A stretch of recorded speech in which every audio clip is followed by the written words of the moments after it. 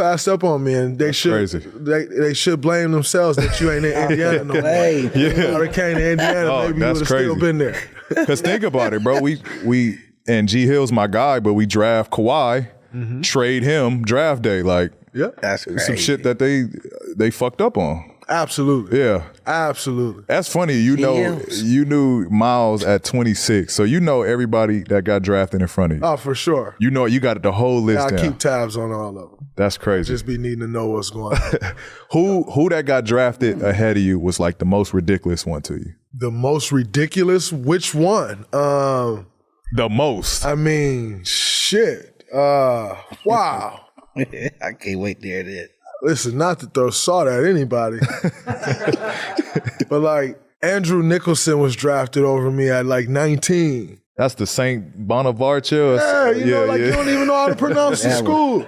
And like you don't even know how to pronounce the school. Like we're like at the time, y'all are comparing us as big men who can who can play back to the basket or face up to the basket. But I'm looking at this dude and like, number one, like he don't really look like a basketball player. Like you got like I always tell people when it comes to winning, like a part of like half the battle is looking like a basketball player. When you're on a team and you look down, and you look at the other side of the floor. And if you see guys that don't look like basketball players, you automatically lose respect. And when you lose respect for those guys, you do things to them in the game that you otherwise wouldn't have done if you respected that guy. So that's half the battle. And so I'm like, this guy doesn't really even look like a basketball he player. He didn't fit the bill. He had a weird body shape. He's weird body shape. And like, don't get me wrong, like I don't have the body of Adonis, but like weird body shape, and he like walks like this and like talks like this. He was a bucket though in college. There's no way that this guy is going to be better than me at basketball. Like I just don't see that. Like he don't have the thing, And so like that was one that really, really, really pissed me off. Really pissed me off. Yeah. There are several others that went before me.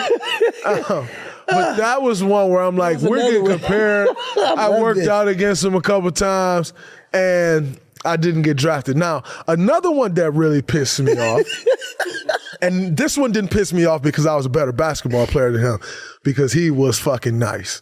Royce White. Royce White was super nice, and we did all of the same things. Like Royce, he was more athletic than me, and Royce had big-ass hands. Yeah. And super talented.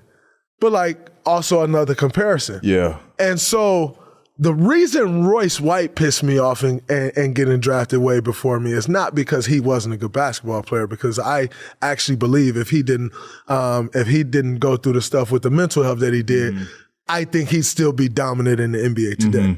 But it pissed me off because it's like, all right, we're very similar, and in all of our workouts, we worked out against each other. And like there were some where I destroyed him, but I also remember a couple that he fucking destroyed me. And so I'm just like, all right, well, we're very similar. So if he's the 16th pick, I'm 35? Yeah, right.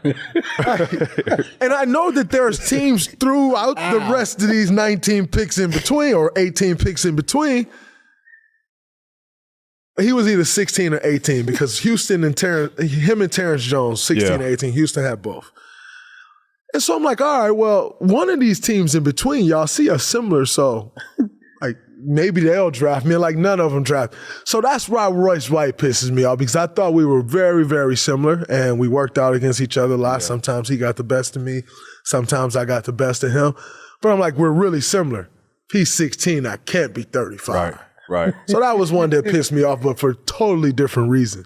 I didn't really have everybody I went up against, I got drafted higher than. So I didn't really have no one that like I looked at and was like, damn, like I should have went over him. Like, cause I didn't work out with nobody, like I say, that got drafted higher than me. But when you look at like, and I'm, shout out Epe Udo, but he gets drafted 6th to the Warriors.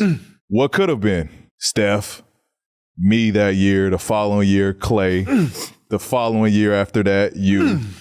what could have been. You know what I mean? Like, and I you know, nice. you gotta think about that shit when. I wish I was a GM. I mean, I think it worked out. Obviously, me going 10th to Indiana, but when you think about it, it was like, damn, that could have been a crazy, like Warriors was on some shit if they did that. Yeah. And you know what? Everybody always act like they got everything right. One thing I respect about Bob Myers is Bob say, Draymond can't be that smart. Because if we were, we would have drafted you 7th when we had the 7th pick. Or even 30th when we had the 30th pick. So Draymond, we can't be that smart, but we got it right eventually. Yeah. I appreciate Bob for that. But no, smart. I think Who did they grab 7th?